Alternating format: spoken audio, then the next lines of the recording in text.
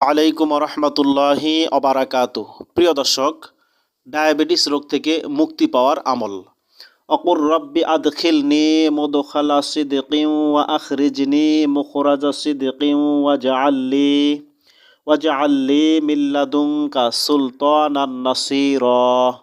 উপকার: প্রত্যেক দিন সকালবেলা 11 বার দরুদ শরীফ সহ 3 বার এ দোয়া পানিতে ফুঁক দিয়ে ওই পানি পান করলে ডায়াবেটিস রোগ থেকে মুক্তি পাওয়া যাবে।